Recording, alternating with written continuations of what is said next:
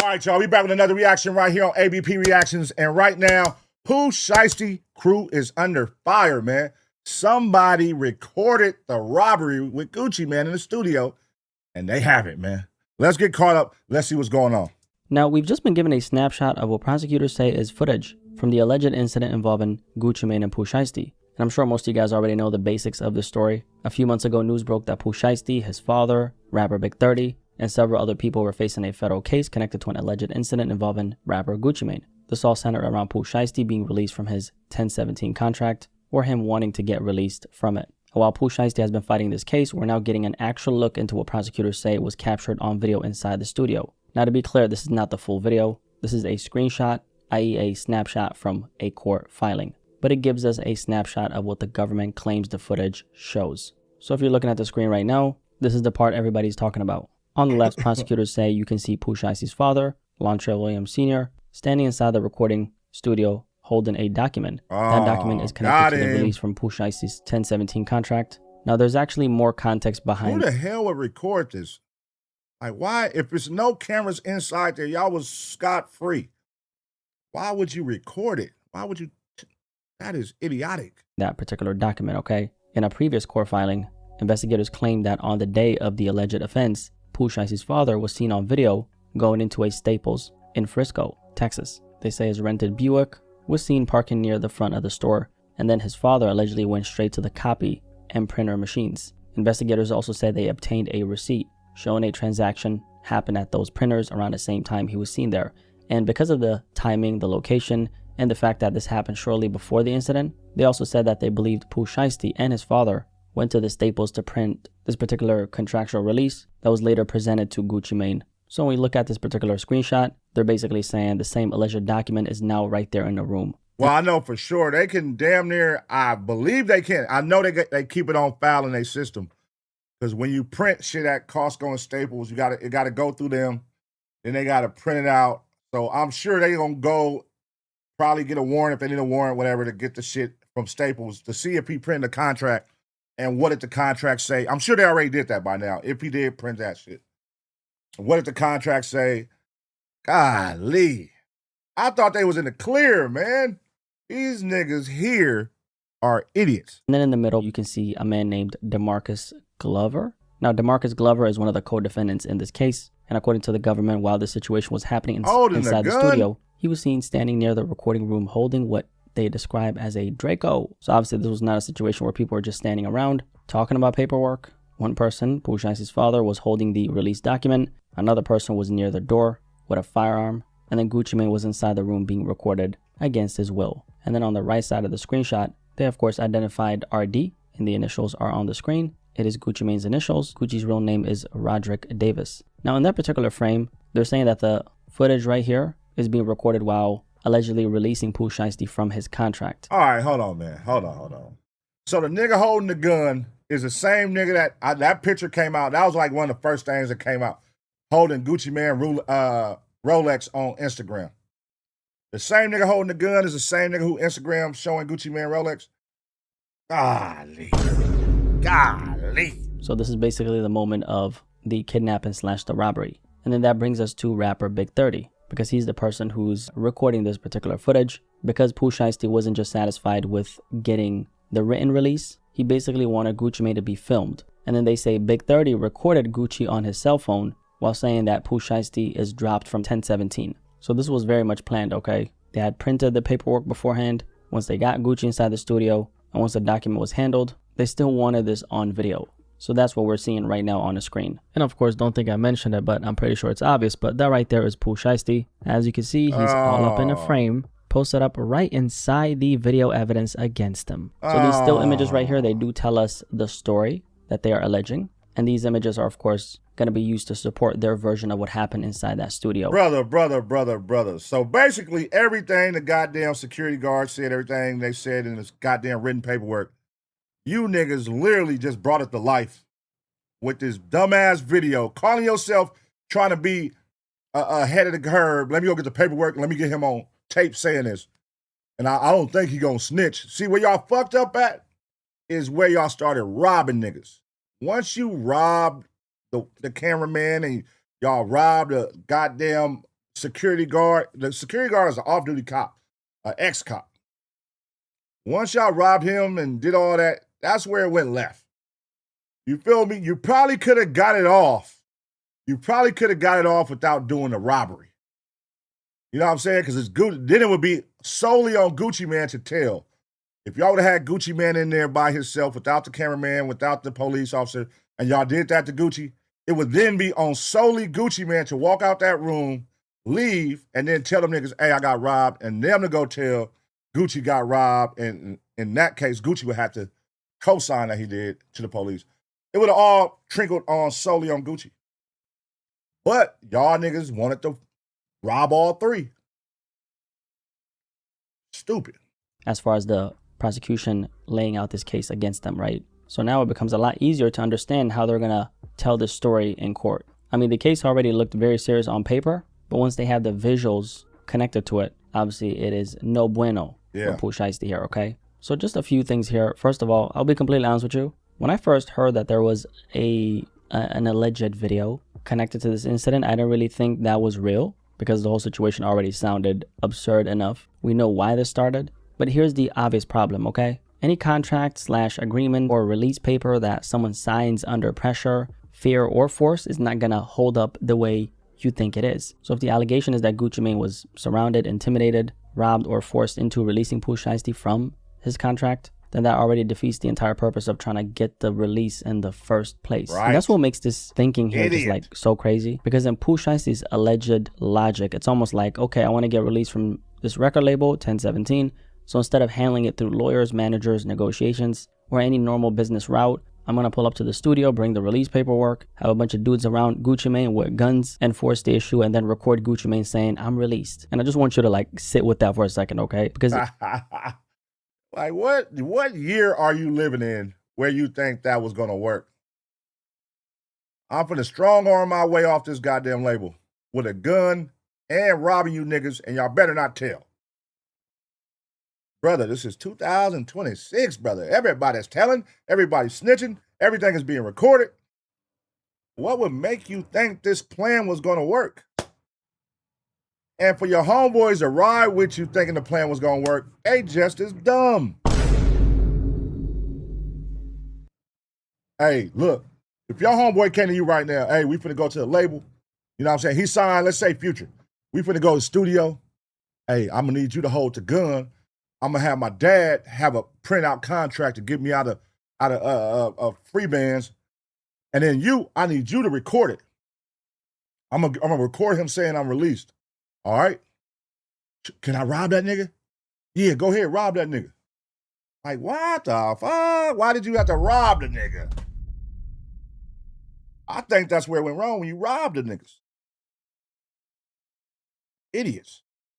God.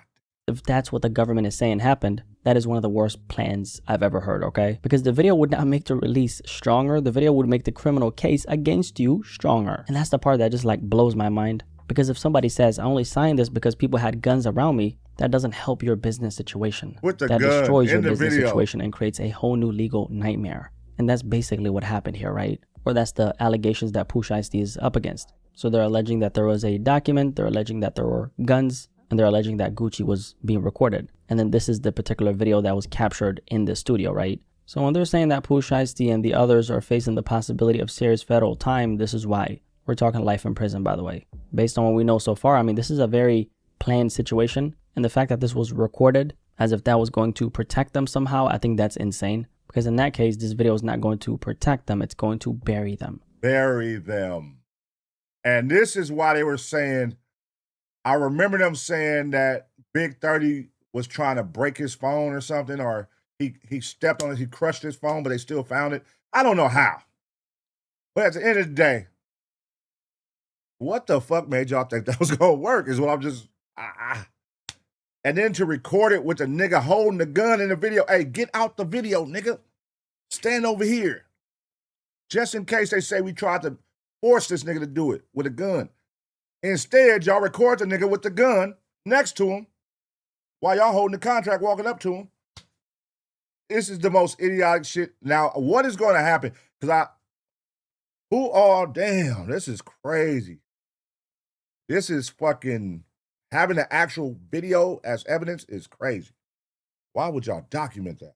Now, just for context, this particular document is not just some random screenshot floating around online. According to XXL, this comes from a June 24 government filing in Pooh Shiesty's federal case. And the reason this filing exists is because Pooh Shiesty's new attorney was trying to get him released on bond. And then this is the response to that. And in that response, prosecutors were basically arguing against him being released while the case is still going on. That's why they brought up these details. So they weren't just telling the story for no reason. They were trying to show the judge why they believe Pooh Shiesty should stay detained. And then these screenshots of what they say is the video of the robbery/kidnapping connected to the case was included in those documents. And also another thing they did bring up is that they believe that Pooh Shiesty leads a Memphis street gang of roughly 100 members and that he can summon an armed entourage at his will, which is another reason why they're basically saying, yeah, please don't let this guy out. So as of right now, nobody has seen the full video. I don't have it. What we have is screenshots from a court filing that prosecutors say came from the footage. But even with that said, here's the thing, right?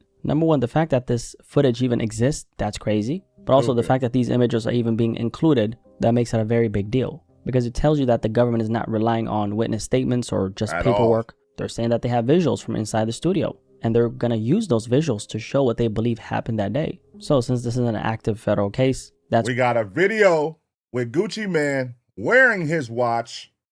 We got a video with a gunman. We got a video of the dad with the contract. Then we got audio of what y'all talking, because if you letting the video roll, they recording every single thing you saying. Hey, stand over here. All right. Hey, come over here. Hey, nigga, don't move. Nigga, you better not say it. You better say this, nigga. You better say this when I do the whoop whoop. Like, they got all that dialogue. And then not only that, now they have the video of a picture of Gucci Mane watch is now gone, and it's on the alleged gunman who was holding the gun. It's on his Instagram, on his wrist now.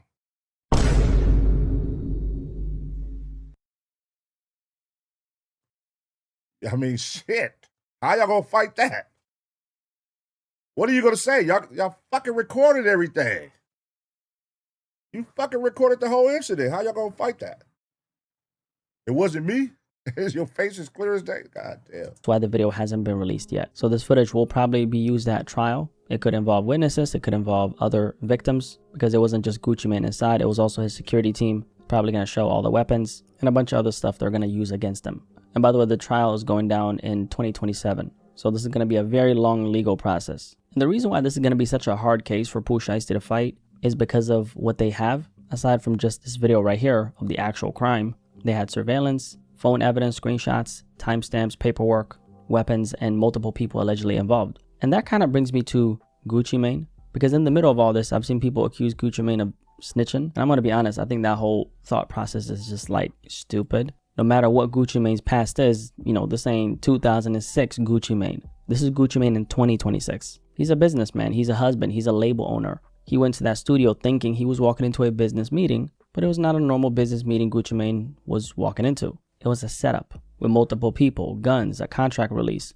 a robbery, and kidnapping allegations. And the person behind it, allegedly, is somebody who is signed to him. So I don't understand how people look at that and turn Gucci Mane into the bad guy. I don't know exactly what Gucci Mane did or did not do for Pooh Shiesty while he was locked up. I don't know exactly what his contract entails or how he felt about it. I don't know if he looked at his paperwork and thought, man, these numbers don't look right. Am I getting played? How come he's getting all this money from my music? Or should I say music, like they do in Memphis? That could have been his mindset. But even if that was his mindset, that still doesn't explain this. I mean, if you feel like your contract is unfair, you get a lawyer. You get your team. You negotiate. You sue. You go public if that's really what you want to do. But yeah. That would be the smart thing to do.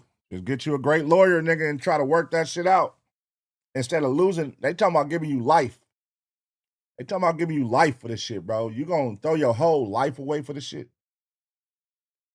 You got the bread. You was making money. You had a hot song at the time. Shit, nigga. Hey, keep pushing this goddamn record. Keep generating money. Nigga, out here getting shows. You still gonna be able to go pick up show money.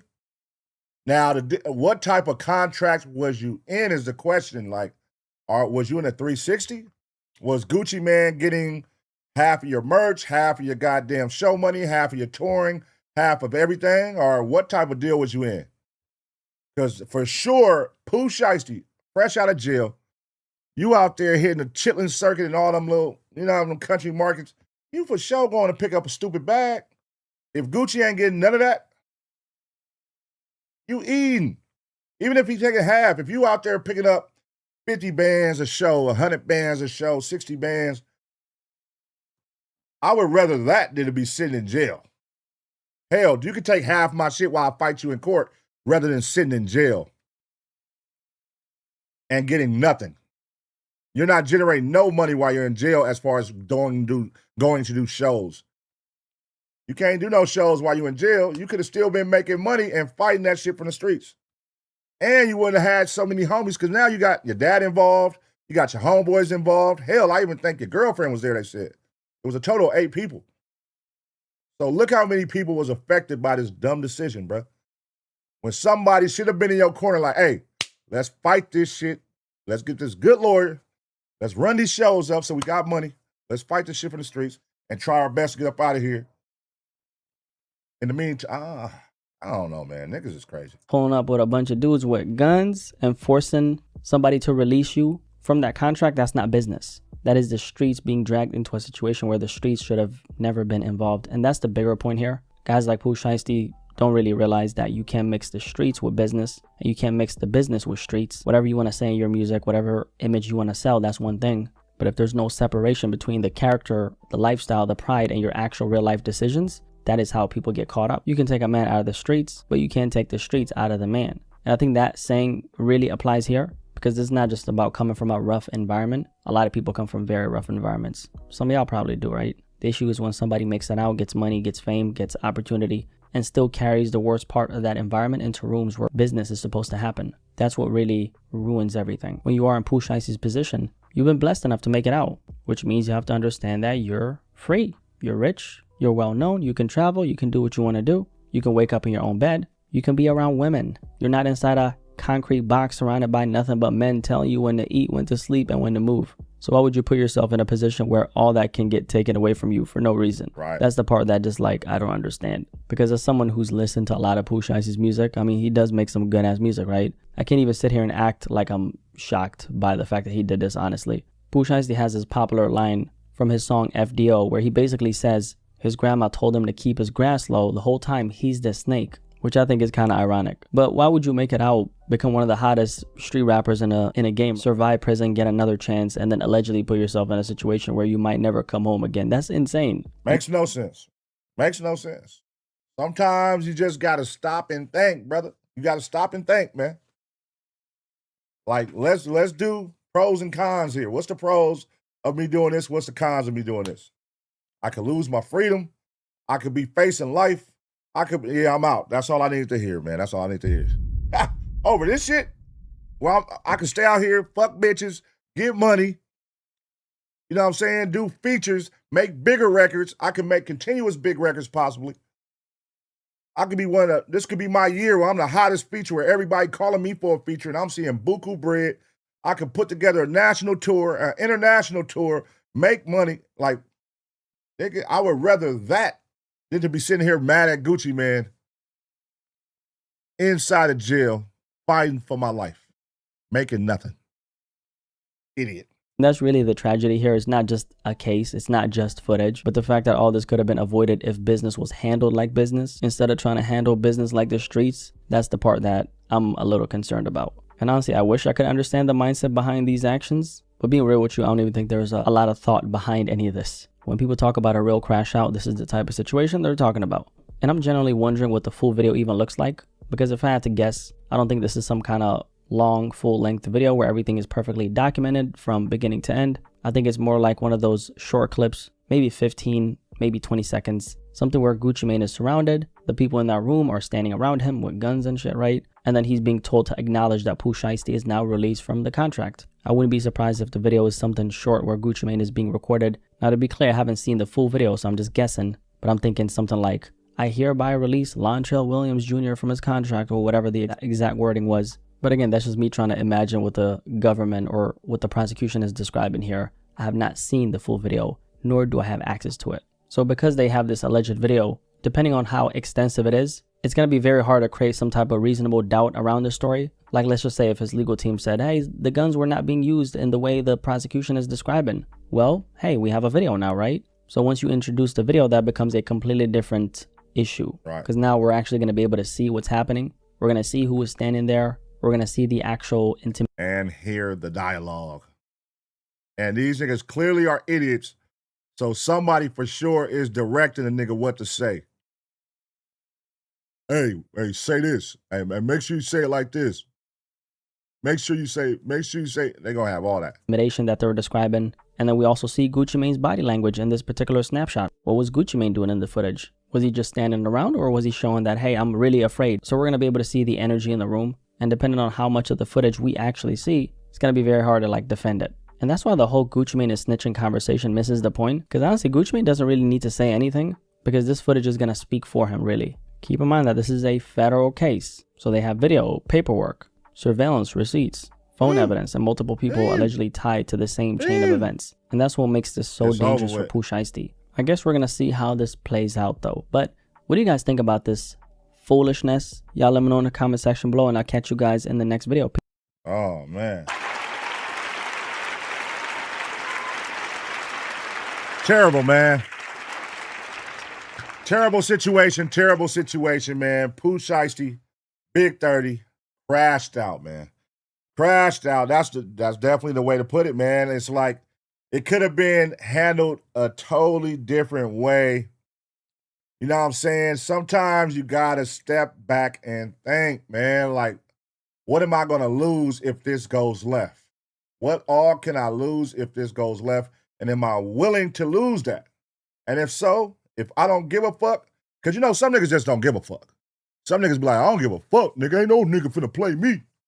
I don't give a fuck. Fuck all this shit, nigga. And I feel that. If that's you, I understand it. That must be your mentality, Pooh Shiesty. That must be his mentality. Because other than that, it's like, let's really think about this, y'all. He had FDO. Song is burning on fire. Hot. And when you got a burning hot song, what happens? Everybody reaches out to you because they want a feature from you. Case in point, where you get like a small situation right now, like a Phoenix Flexion record with that AI song, and now you see him in the studio with French Montana, you see him in the studio with Tiger, you see him over here, now you start seeing, that's what happens. It's like artists ride waves. So if you got a hot song, nigga, I need to be a part of your movement right now so my song could be out there next to your song. So while your song is generating streams, people gonna come look at my song. Like they watch, like, bro, it's now I just saw the Glorilla song drop with him. You feel me? I'm sure it was more in a tuck, but I'm also sure it's probably more people holding back from releasing it because of this. Because they don't want his whatever verse being used in court that he probably said on this shit. You know what I'm saying? You know how that goes? So the people they'll put a hold on releasing the song like, hey, let's not drop it right now. He's fighting the case. So now you would have had 10, 12 songs out. Then whoever's doing a big tour, if you're not going to do your own tour, they would have had you open up. You know what I'm saying? Hey, come on, I want you on my tour. Let's go get some money. National, international. It didn't weigh out, man. The risk ain't worth the reward, man. It didn't weigh out. You know what I'm saying? So let me know what y'all think about this situation, man. What y'all think about Pooh Shiesty? What do y'all think about Big 30 recording it, man? Recording it. Everybody saw the shit. All we could say at the end of the day was, oh, Gucci Mane snitching. But now you find out they got the actual, not pictures, video. Although they have pictures and other shit too, but video of the actual moment of Gucci Mane being forced to say something and robbed. And how can you fight that? Do Gucci Mane even need to say something? Bitch, we got the video and it's a Fed case. Nigga, fuck up. We got the video. Hey, homie, you out of here. 25 to life. Now, he blew it, man. There's no other way to put it, but he blew it. Let me know what y'all think, though. I'm going to give y'all 2 seconds to smash the like. And as always, get ready for the next reaction.